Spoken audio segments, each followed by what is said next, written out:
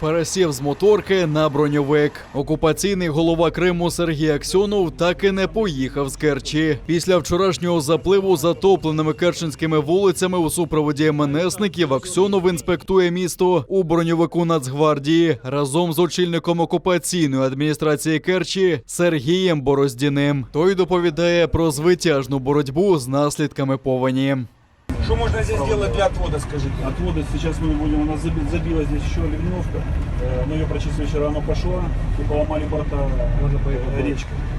Но пока еще речка уровень держит, поэтому ливневки не отрабатывают. Сейчас Окупаційний очільник обійшов деякі людські подвір'я і виголосив – ситуація катастрофічна і пообіцяв постраждалим по 10 тисяч рублів. Згадав Аксьонов і про свій плавучий супровід, з якого вчора кепкували у соціальних мережах. Вкотре подякував та пообіцяв нагородити.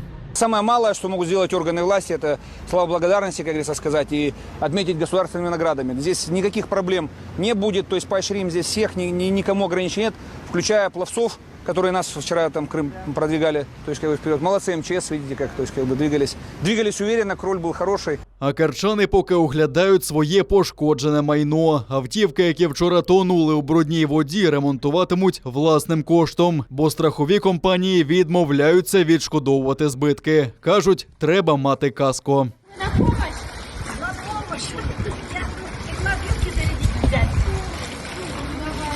Місцеві жителі впевнені, якби окупаційна влада чистила захаращену річку Мілек-Чесмі, не довелось би тепер плавати. А можно объявить благодарность Бороздину за то, что почувствовал речку, сделал все меры предосторожности, реализовали погодные условия. Спасибо ему огромное, пусть он тут на своем Тауреге здесь проплывет. Надо его сюда пригласить.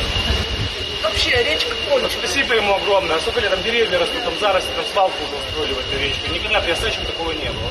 Крім сотень домоволодінь у Керчі, вкотре дісталося і Приозерному. Там підтоплено 18 будинків. Півсотні людей евакуйовано до готелю «Політ» у селі Багерове.